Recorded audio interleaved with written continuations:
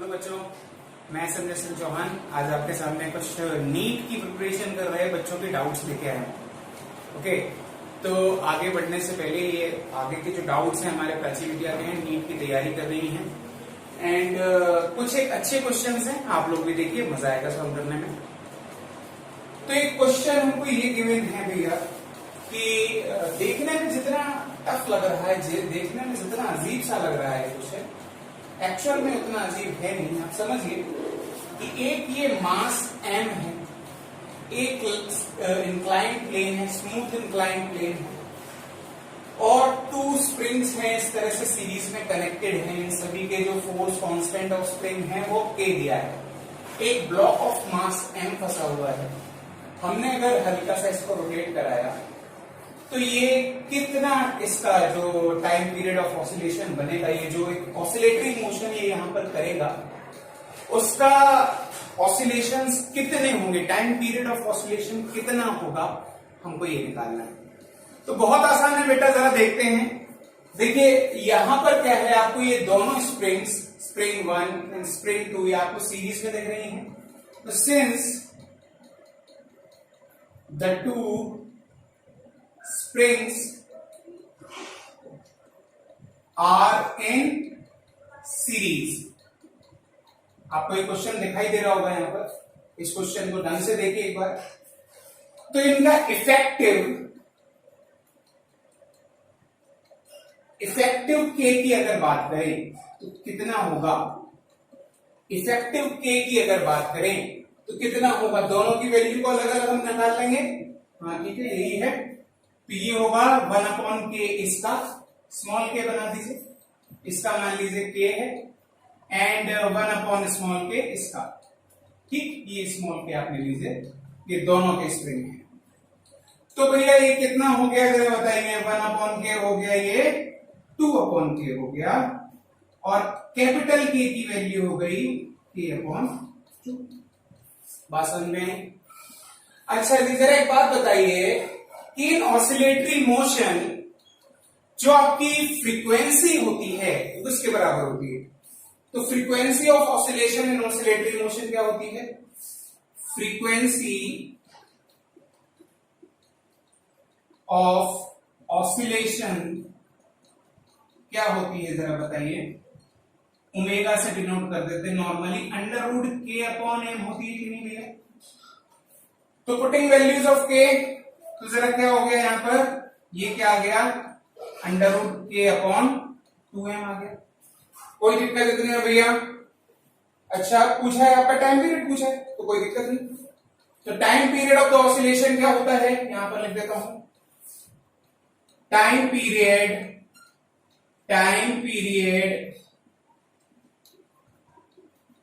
Of oscillation क्या होता है भैया,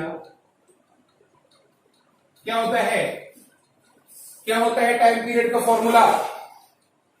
T इज इक्वल्स टू क्या होता है, 2π/ω होता है। T is equals to 2π/ω, omega की वैल्यू यहां से पुट कर दो। ये कितना हो गया, 2π यहां पर आ गया। जब ये जाएगा तो ये पलट जाएगा क्योंकि ओमेगा डिनोमिनेटर में है। ये क्या हो जाएगा आपका 2m/k। ये आपका फाइनल सॉल्यूशन, फाइनल आंसर निकल के आता है, √2m/k। तो भैया ये कौन सा नंबर, सॉरी, ये आपका कौन सा नंबर है इसका? तो ये निकल के आया 2m/k, ये बी नंबर आपका ऑप्शन सही है। तो इसे देखिए बेटा अगले क्वेश्चन की तरफ। तो आप अपना अगला क्वेश्चन देख लीजिए, आपको दिखाई दे रहा होगा। तो उससे पहले जरा बात मैं आपको थोड़ा सा समझा दूं कि है क्वेश्चन में क्या, कि यहाँ एक स्मूथ सरफेस है, इसके ऊपर एक ब्लॉक रखा है P, it is having mass m। इसके ऊपर एक Q नाम का एक और ब्लॉक है, it is also having same mass that of P, and एक स्प्रिंग से कनेक्टेड है। इन दोनों के बीच में एक म्यू, एक्चुअली दोनों के बीच में फ्रिक्शन लगा हुआ है, तो एक फ्रिक्शनल कांस्टेंट की वैल्यू यहां पर म्यू दी गई है आपको। और अगर हम इसको रोटेट कराते हैं या कुछ भी कराते हैं, कुछ भी इसकी फ्रीक्वेंसी जनरेट कराते हैं, कुछ भी ऑसिलेशन कराते हैं इसके अंदर, तो ये पूछा गया है कि what will be the maximum value of friction between that particular both the blocks.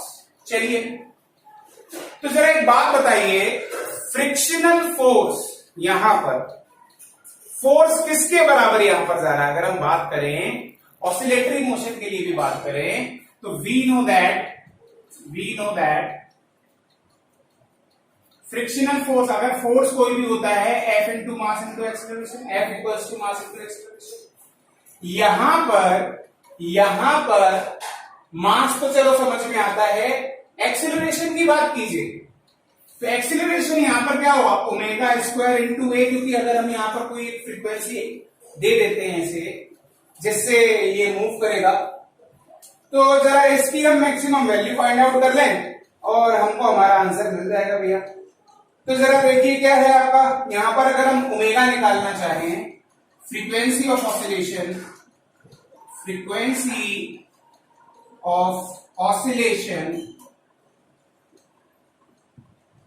अगर हम यहां पर ओमेगा निकालना चाहें तो ये क्या होगा? √k/m होता है, √k/m, के जो भी स्प्रिंग कांस्टेंट है अपॉन m, यहां पर m क्या है? m प्लस m, दो मासेस हैं तो यानी m प्लस m, तो ये क्या हो गया? k/2m।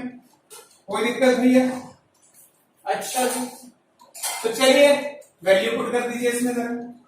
अगर यहां पर पुटिंग वैल्यूज अगर हमने कर दी, पुटिंग वैल्यूज, तो f की वैल्यू बताइए जरा क्या हो गया? m ओमेगा स्क्वायर से रूट हट गया तो k/2m इंटू a, ठीक है। तो जरा एक बात बताइए, इस m से m चला जाएगा कि नहीं चला जाएगा? तो ये f will be equal to क्या हो गया? Half k into a। ये आपका बेटा एक छोटा सा सॉल्यूशन है इसका, ठीक। तो आप देख लीजिए, इसका ऑप्शन है बी जो आपका आंसर निकल गया है। तो अब इसे देखिए, हम बढ़ते हैं अपने अगले क्वेश्चन की तरफ। हाँ जी बेटा, तो अपने थर्ड क्वेश्चन की तरफ बढ़ते हैं। क्वेश्चन देख लीजिए क्या है हमारा, कि एक आपका एक सिक्योरिटी गार्ड यहां पर खड़ा हुआ है, एक बर्गलर यहां से अप्रोच कर रहा है। बर्गलर आप जानते हैं क्या होता है, एक यहां से अप्रोच कर रहा है कि ये प्लेन मिरर है, यहां पर प्लेन मिरर है जिसकी यहां तक की डिस्टेंस d है, यहां तक की भी डिस्टेंस d है, और इस d पॉइंट पर यहां पर खड़ा हुआ है। तो वो ये कह रहा है कि कितनी आगे तक पहुंच जाएगा, इससे कितनी दूरी पर रह जाएगा जब ये सिक्योरिटी गार्ड को ये पहली बार दिखाई देगा, ठीक है।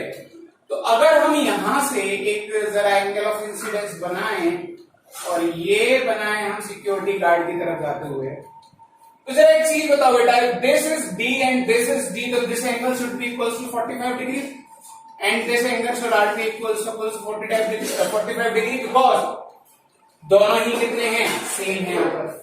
यहां पर अगर हम एक नॉर्मल खींच लें तो ये भी आपका क्या हो जाएगा? 45 डिग्री एंड ये भी आपका क्या हो जाएगा? 45 डिग्री। और अब हम इस ट्राइंगल की बात कर लेंगे, क्योंकि इसी ट्राइंगल में वो यहां अप्रोच करके पहुंचेगा, यानी इस पॉइंट पर जब वो पहुंचेगा आगे बढ़ के, तब जाके वो सिक्योरिटी गार्ड को पहले दिखाई देगा। तो इस ट्राइंगल को हम जरा अप्रोच कर लें कि ये डिस्टेंस हमने मान ली, ये डिस्टेंस जो ये वाली डिस्टेंस थी, ये डिस्टेंस हमने मान ली n। और हाँ जी बेटा, तो अगर ये कब अप्रोच करे? जब यहां पहुंचेगा तब इसको दिखाई देगा। और ये डिस्टेंस अगर d है तो इसकी आधी कितनी होगी? दैट विल बी d/2, ठीक, d/2। और ये एंगल कितना है भैया? ये एंगल है हमारा 45 डिग्री। 45 डिग्री हमें किसकी वैल्यू को फाइंड करना है? हमें L को फाइंड आउट करना है। Given that d is equals to 2 metre, हम अपना जरा tan थीटा लगा देते हैं।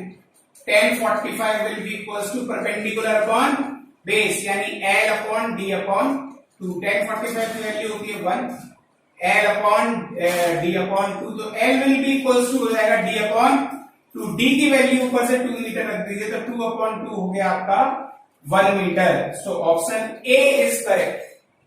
तो देख लीजिए, हम बढ़ते हैं अपने अगले क्वेश्चन।